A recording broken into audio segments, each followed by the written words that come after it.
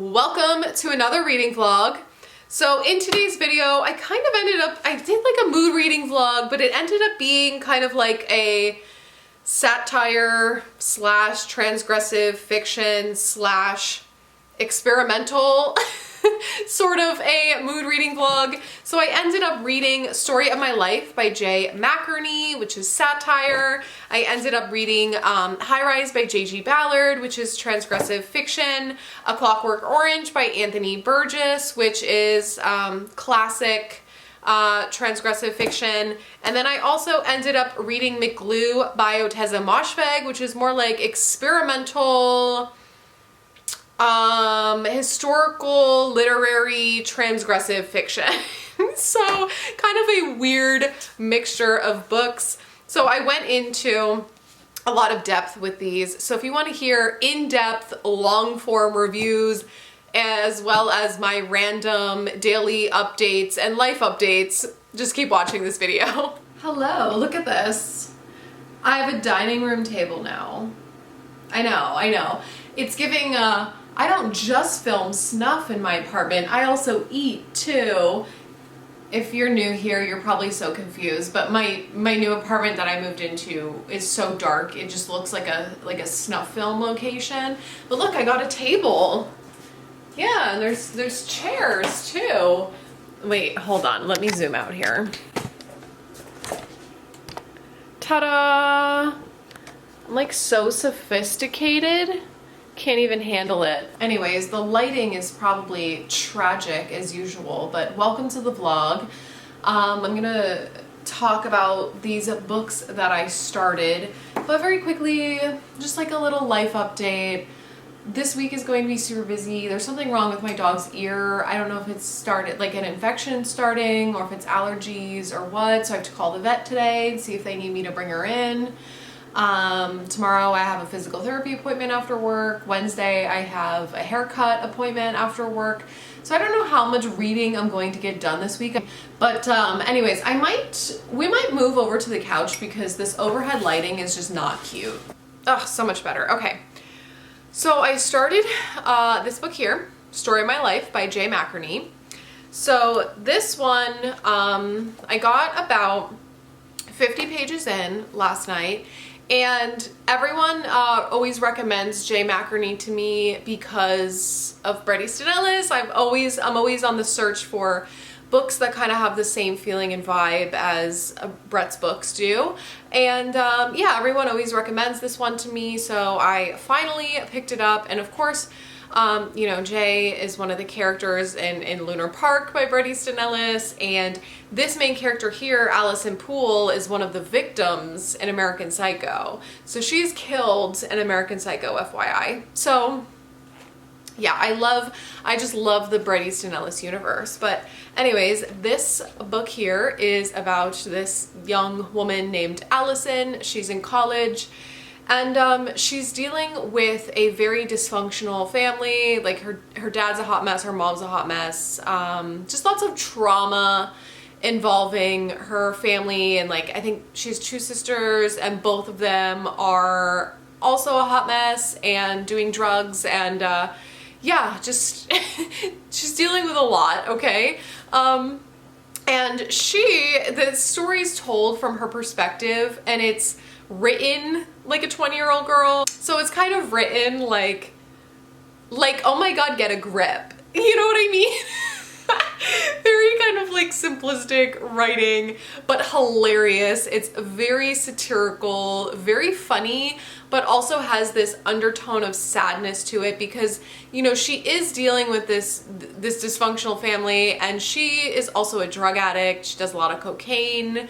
You know, her friends are a hot mess. Her friends are constantly strung out on coke and like wired and up all night. But yeah, 1980s New York City, very detached again. That's like something that I absolutely love in books, just like the detached writing, and we just kind of are starting to feel her emotional pain and trauma. And the way that she just like hops from relationship to relationship and like doesn't give a fuck, like sleeps around with people, and she's now entering this new relationship, and we're just starting to see like some of her trauma and the way that it kind of manifests through her actions and through her relationships. Kind of reminds me of a funnier version of Less Than Zero by Bret Easton Ellis so far. Just like that search for meaning in a meaningless world and meaningless environment. I don't know, I absolutely love this so far. Very easy read. I'm hoping, praying I can get through this by tomorrow. Maybe, we'll see. But let me read you some like Allisonisms, okay? Because it's very kind of, it's kind of Meg coded. All right, like this is an example of just how detached she is.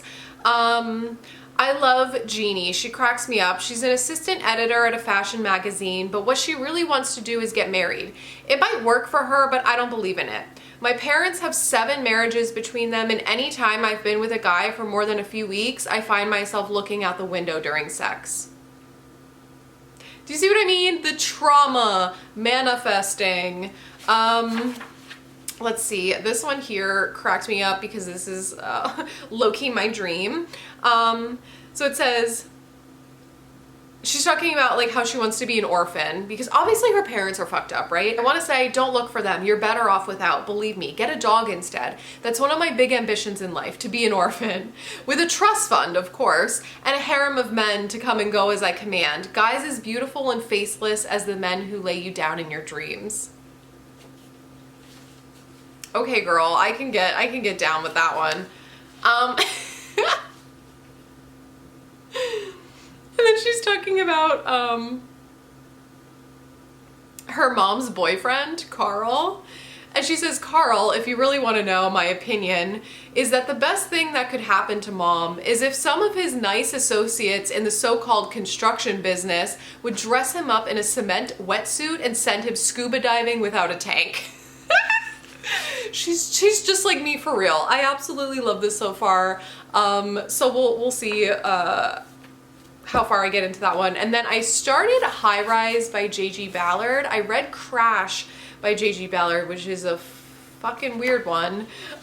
So I'm excited to read this one. I only got 30 pages in, but this one is kind of this dystopian world, but we're following like the breakdown of their society in this high-rise apartment complex.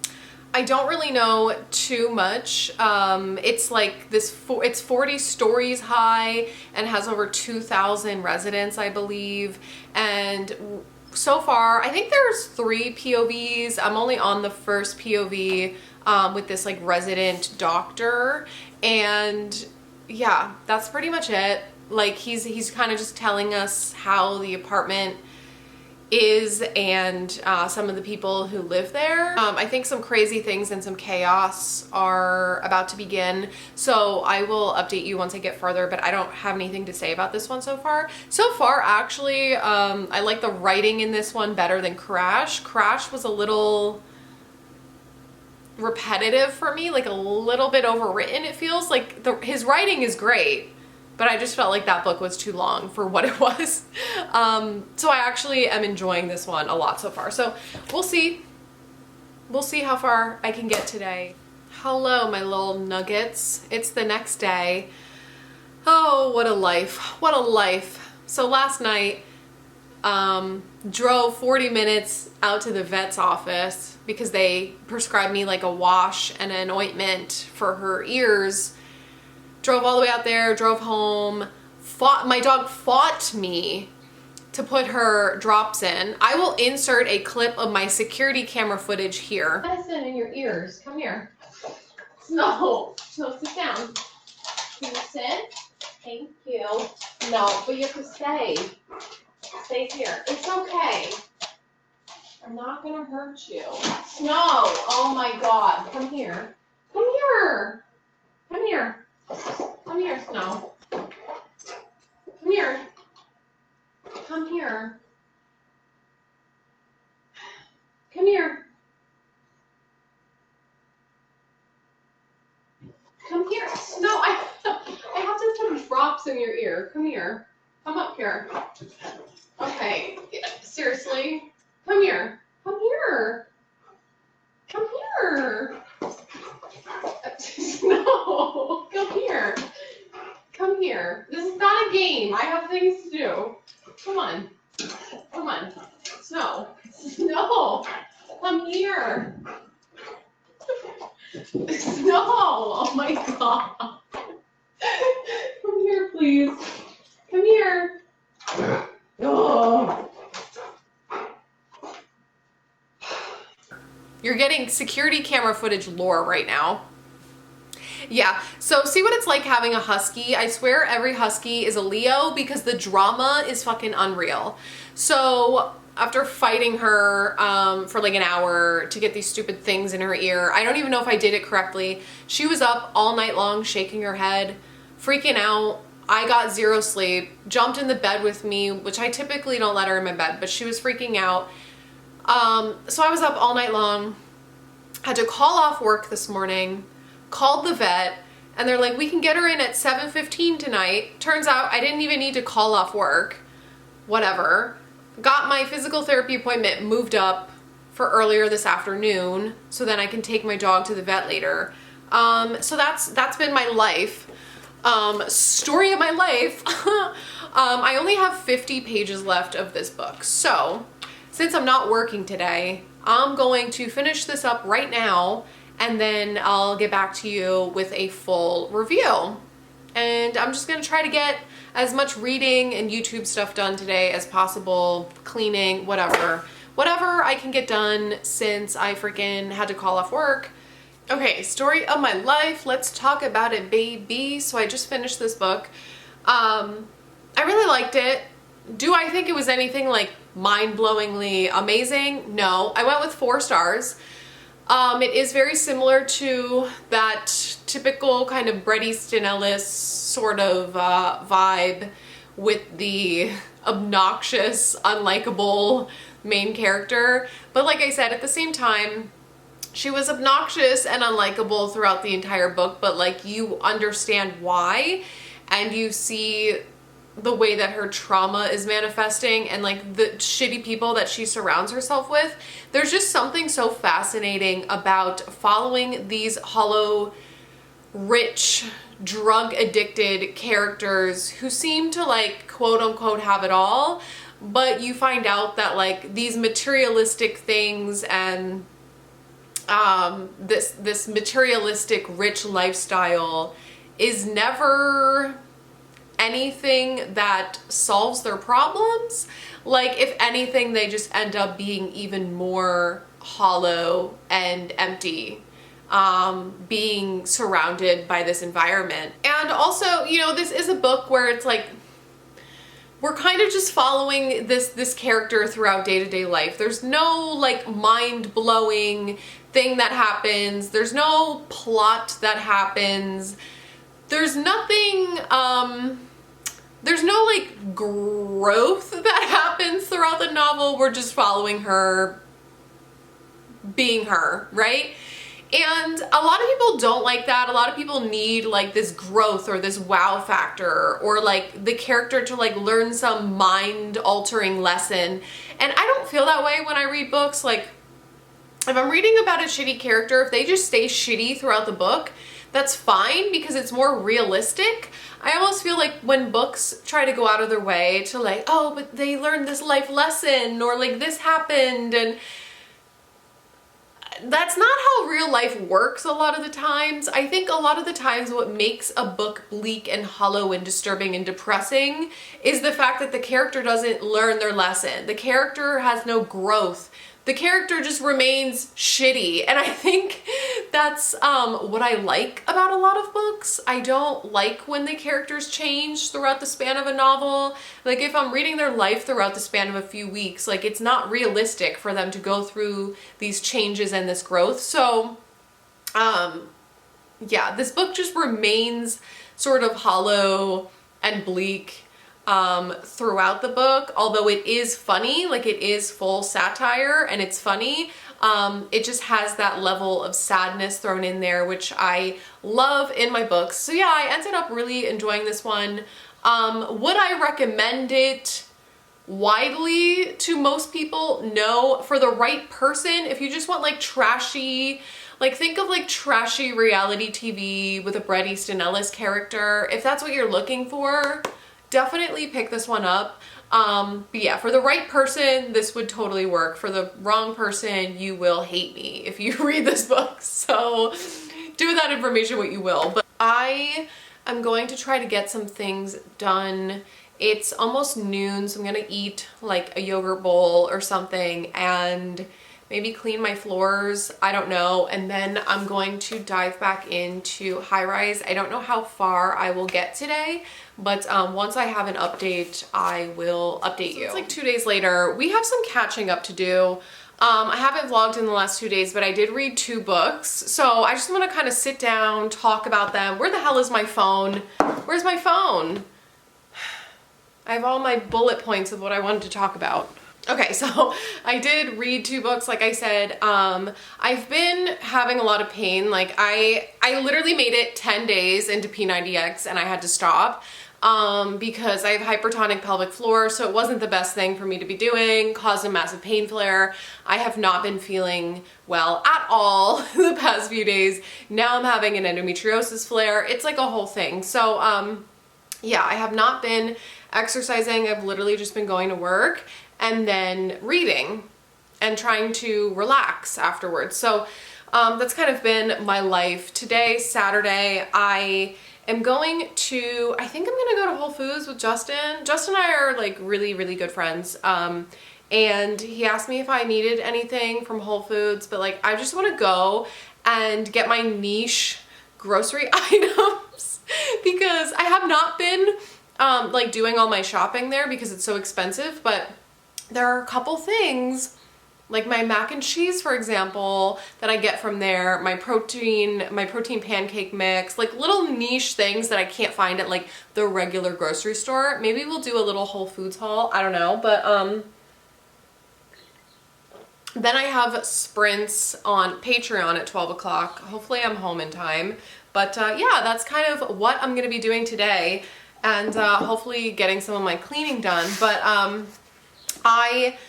so I read High Rise. It took me like 2 days to read, super short, quick, easy read. I ended up liking this book. Let's talk about it. I'm not feeling my hair right now. I liked this book. So I don't remember what I was saying about it before, but basically, you know, there's this high rise and it's like the upper, middle, and lower class. So the lower class, they're typically like the people that have kids, they all live on the bottom, and then the guy that lives at the very top is, he's the owner of the high rise, and then, you know, so we're following him, and then we're following the one resident doctor, and then we're following this filmmaker. He's like making a film about the high rise, okay? So what happens is, people start like fighting with each other. So on the middle floor, it's like the 10th floor, they have a grocery store, a pool, a spa, like they have literally everything, right? So a lot of people work at the high rise, a lot of people don't leave the high rise, some of them leave to go to work, but it's like everything that they need is right there, and you're around the same people constantly, day after day after day. You're just running into the same fucking people. Like, oh, there's Charlotte, and there's what's her name with the kids, and it's like you're constantly running into these people. So some of them start fighting, and there are like fights breaking out on the elevators, and these fights just progressively get worse and worse.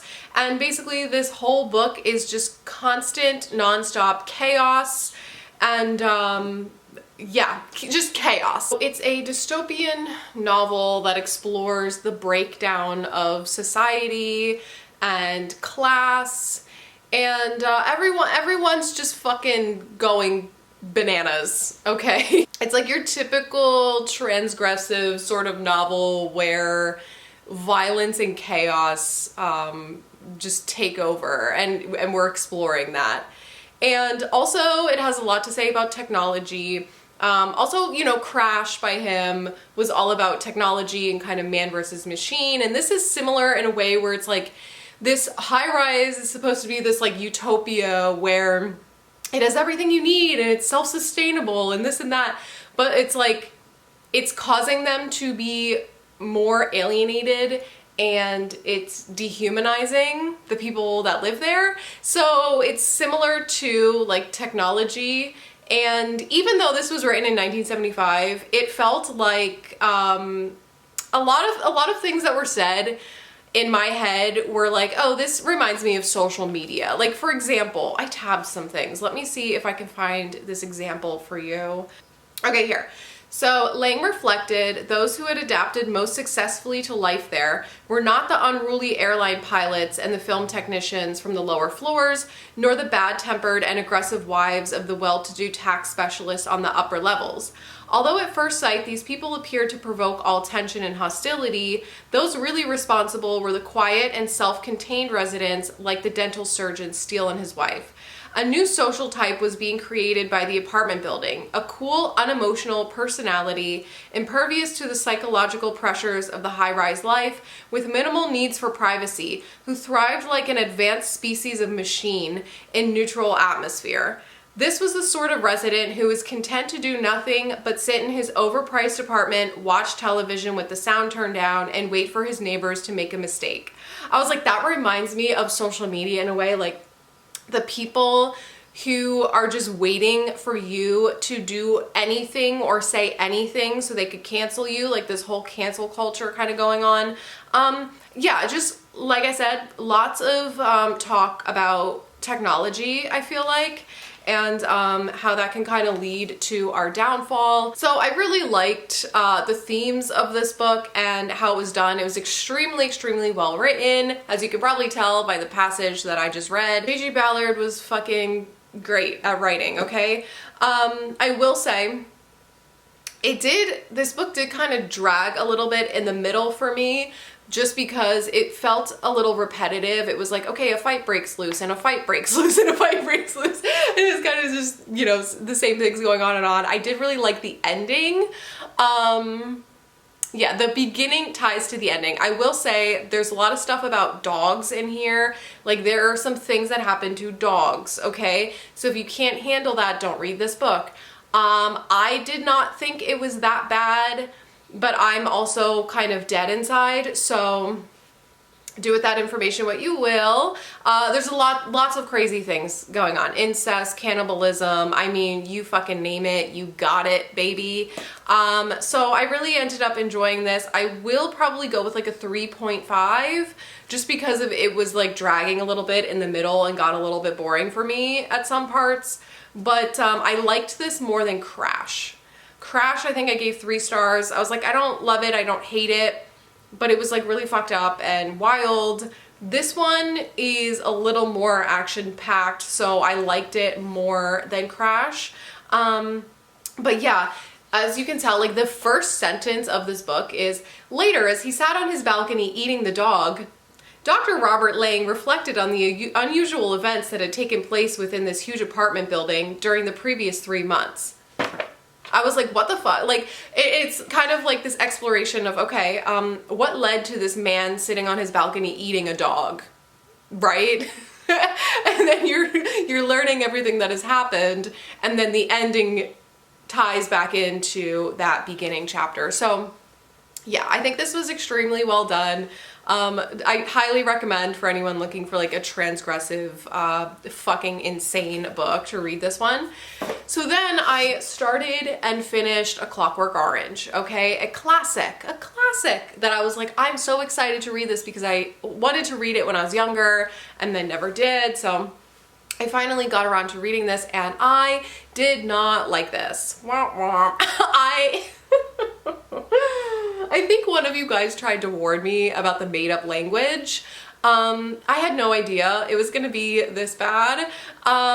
Hear me out, okay? I know people are gonna be like, oh my god, you're so stupid, that's like a masterpiece, blah, blah, blah, I can't believe you couldn't figure it out. Listen, I am not someone that enjoys made-up languages. at first I was like, oh, this is like very, very British. And then as I kept reading, I'm like, wait, no, these are made up fake words. This is a fake language.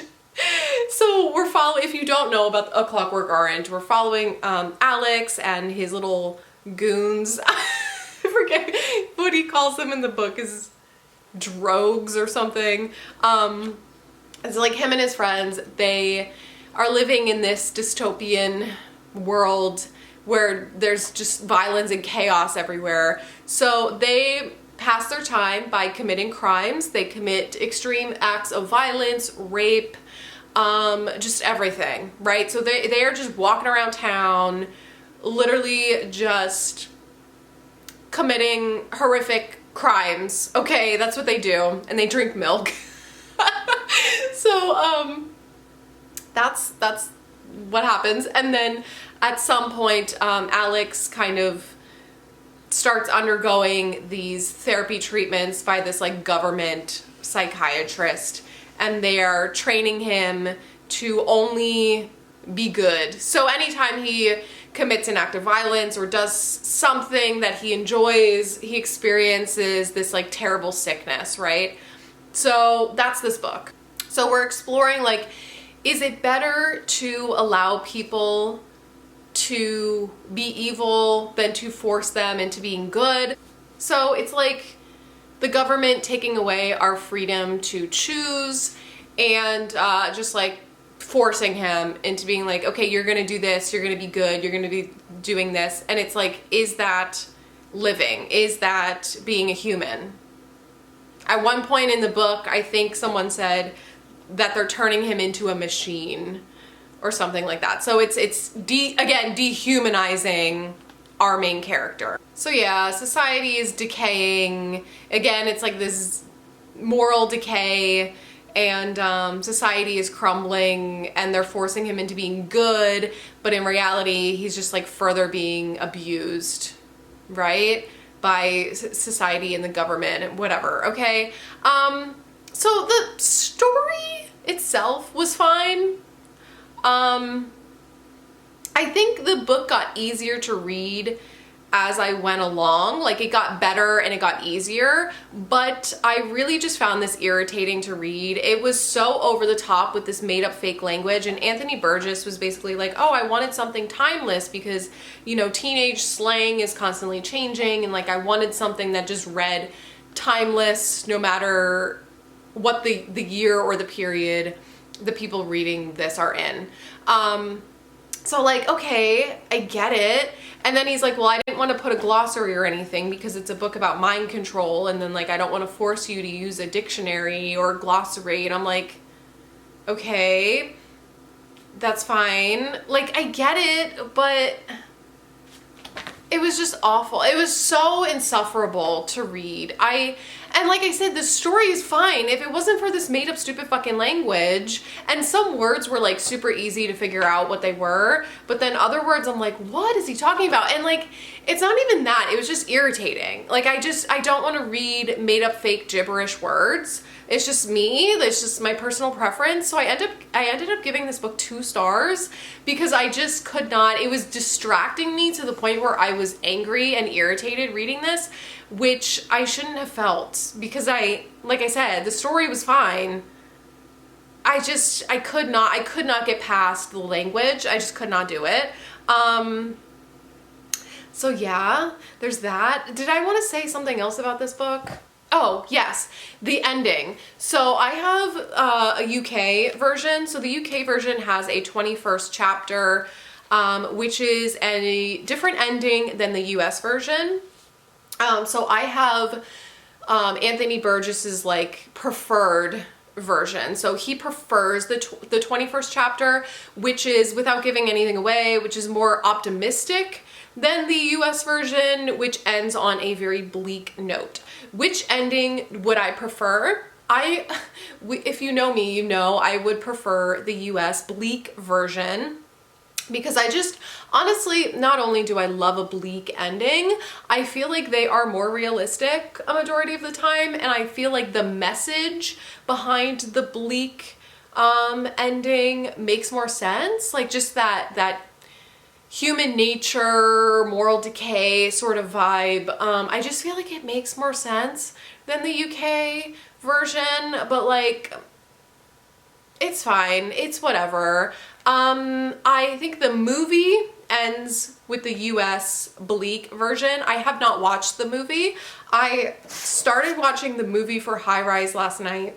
I did not get very far into it. I'm not someone that can sit for periods of time. So yeah, if I'm feeling crazy tonight, I might finish this movie and then maybe I'll watch A Clockwork Orange and then we can talk about it. I don't know, maybe I'll understand more if I watch the movie, because I was tuning out so bad trying to read this book, I swear. But anyways, I'm gonna go eat breakfast and then I have to go sprint on Patreon, so I will talk to you later. I might read, I don't know, to finish this vlog off, I need a brain cleanser. I might read like Oteza Moshfegh or something. I don't know. I will update you. Okay, let's do a niche little Whole Foods haul. First of all, this is like my favorite brand for chips and stuff, and I saw they have a new brand of tortilla chips. They have taco seasoning flavor.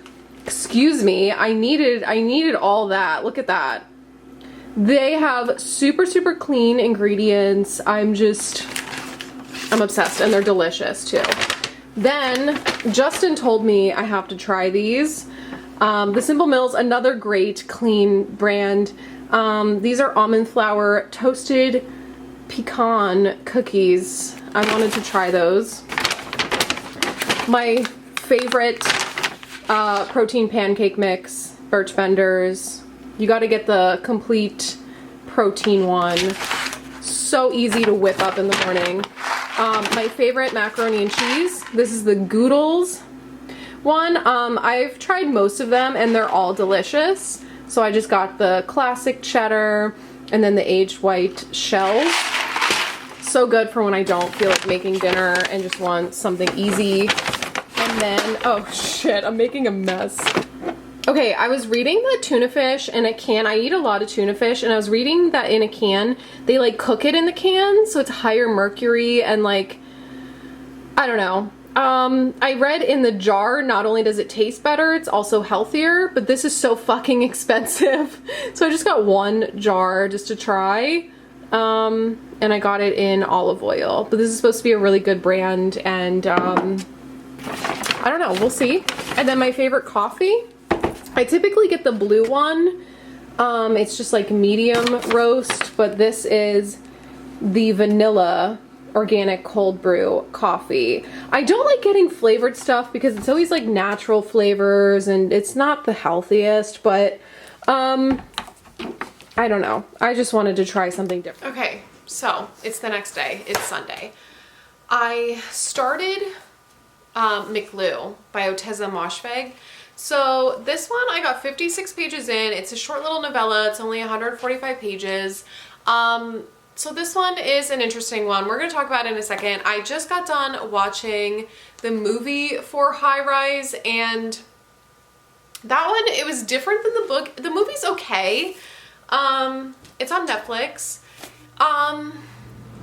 It kind of leaned more into like the satire and the dark humor of the book, which is fine, but I feel like the book has more depth, more like psychological depth, and almost like made more sense. I don't know. I liked the book better. The movie, if I'm being completely honest, I wasn't able to fully 100% pay attention to it because my pain is so fucking bad today. Like I'm at that point where, like, you know, when your pain is just so bad, it's like you can't concentrate on anything and everything is like a blur, and I have like really bad brain fog. That's how I feel. And like my dad was just here and I was like, can you please, I just need to be alone. Like I need to go lie down, honestly. So yeah, I ended up watching the movie. It's just it was the same as the book, but the tone was different. Like the book felt more serious and kind of like psychological versus the movie felt like it was leaning into more of the satire. God, my hair. Listen, I'm not winning any beauty contest today. So yeah, that was that movie. I might watch a Clockwork Orange today as long as I finish this book up. I'm trying to see if I can get through this today. So in this book, it is like it's very experimental, okay? It's experimental, historical, literary, transgressive fiction. That's this book. It's a weird one. So we're following this guy, McGlue, and it's the 1800s. He wakes up, he's in the hold of a ship. It's like gay, evil sailors, okay? So he wakes up, he's like in the hold of a ship, and he's covered in blood. He's drunk. He has absolutely no clue what's going on. He doesn't even know what his name is. He has absolutely no idea what's going on. He's like, why am I covered in blood? And they tell him that he killed a man who was his best friend. Okay? He has no idea if he actually did it or not. He's like, what the fuck happened? And now he has to go on trial in Salem. Okay? And so we're kind of flipping, like, first of all, the POV is of a drunk sailor who has no memory of anything. So it's very all over the place. So we're learning like some past chapters, like some memories that he has with his best friend, and then kind of present day what's going on with this like trial situation. It's very weird. It's okay. So far, I will say this is probably my least favorite Otteza Moshfegh book, which I feel like is a very popular opinion. I feel like that's what most people say. I don't think it's bad. I'm not obsessed with it so far. I've seen some reviews of people saying that this is like bigoted or whatever, which people will automatically say anytime there is a slur used in a book.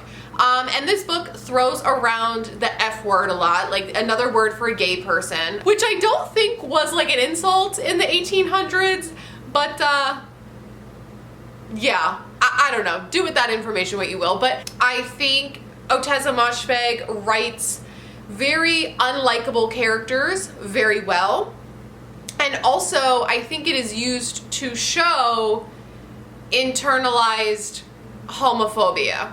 Okay, I don't think she was like, let me write a book where I just write a whole bunch of slurs for no reason.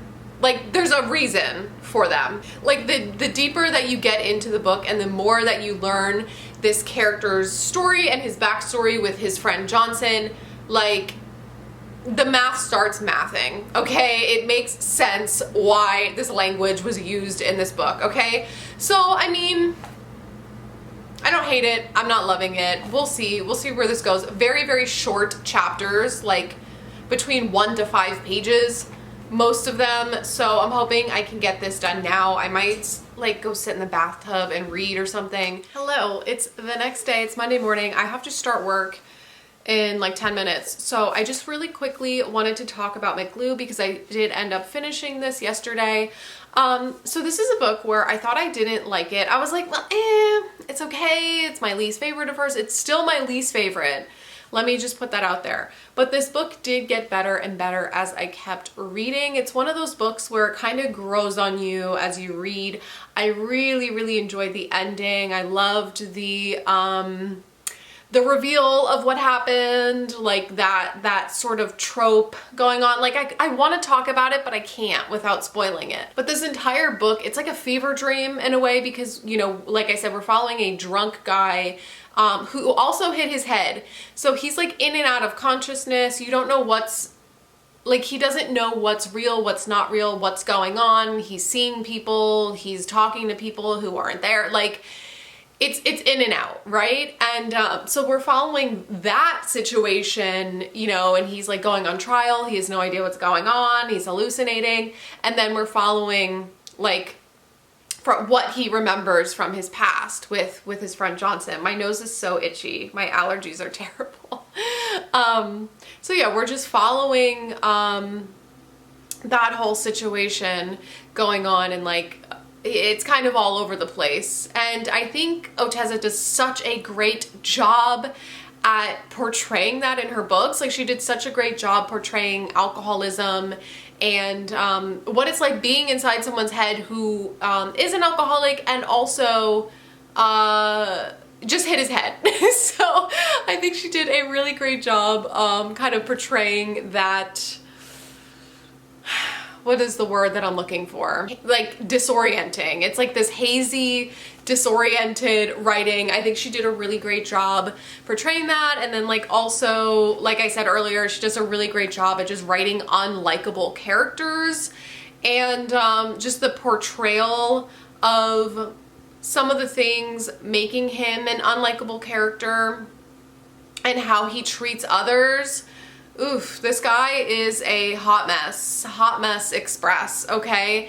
And yeah, I ended up really enjoying the ending of this one, which I was shocked. I was kind of like, okay, like, is something gonna happen here? And then I ended up just enjoying the way that it was wrapped up. Yeah, definitely not a book for everyone, very experimental, and I can see a lot of people hating this, and I understand why they would hate it. I'm gonna go with 3 stars. Probably, like I said, my least favorite of hers so far. I only have Death in Her Hands, is that the name of it? And her short story collection left to read. But yeah, I would still recommend this one. It's a weird one for sure. I got halfway through the movie Clockwork Orange, by the way. What the fuck? I didn't realize that movie was so fucked up. There were like rape scenes in the beginning. I was like, oh my god, they're actually like, what the fuck? I was not warned, okay? This movie is from the 70s. Like I said, I watched half of it. I can't concentrate, and I can't sit because of my pain. Like physically I cannot, like it's hurting me so bad to sit down right now. And then like even lying down in bed hurts my back. So it's a whole thing. So I haven't really been able to like sit for a period of time to watch it. So I watched half, and it's very fucked up and just very cheesy 70s, like annoying music, annoying sound effects. They're using the annoying language to communicate like in the book, and I'm just kind of over it. I don't know. I'll probably finish it at some point today, but A Clockwork Orange, is it for me? Probably not. But yeah, I'm probably gonna end this video here so this vlog isn't super long. So if you made it this far, congrats. I love you guys, and I'll see you in my next video. Bye.